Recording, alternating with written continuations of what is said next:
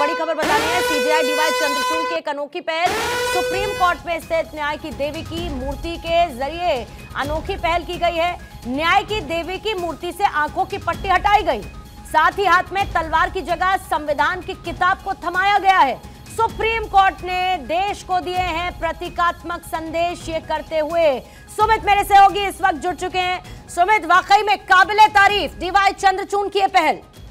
जी बिल्कुल, देखिए अगले महीने 10 नवंबर को रिटायर हो रहे हैं सीजेआई डीवाई चंद्र, और उससे पहले पूर्णिमा ये जरूर कहा जा सकता है कि एक अनोखी पहल सीजेआई डीवाई चंद्रचूड़ ने की है, क्योंकि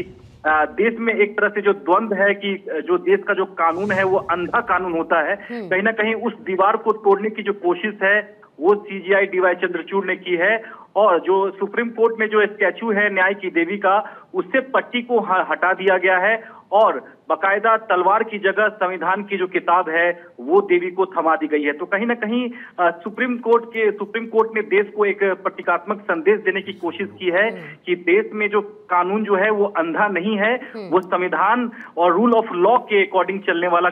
संविधान है और संविधान के अकॉर्डिंग ही सभी को न्याय मिलेगा। तो एक प्रतीकात्मक संदेश यहाँ सुप्रीम कोर्ट ने पूरे देश को देने की कोशिश की है और जाते जाते सीजेआई डीवाई चंद्रचूड़ की एक अनोखी पहल जो है पूर्णिमा जरूर कही जा सकती है। ऐसा लगता है सुमित, और ये हमेशा के लिए याद रखी जाएगी उनकी ये पहल हमेशा के लिए, क्योंकि शायद जो डीवाई चंद्रचूड़ ने किया ये ख्यालों में सबके था, लेकिन उन्होंने करके दिखा दिया।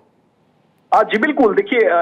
एक आमतौर पर पहेली बनी हुई थी पूर्णिमा की देश का जो कानून है वो अंधा रहता है, अंधा होता है और न्याय की जो देवी है उनकी आंख पर पट्टी बनी होती है, इसीलिए कानून जो है वो सबको बराबर न्याय नहीं दे पाता है। लेकिन सीजेआई डीवाई चंद्रचूड़ ने एक प्रतीकात्मक संदेश के जरिए देश को एक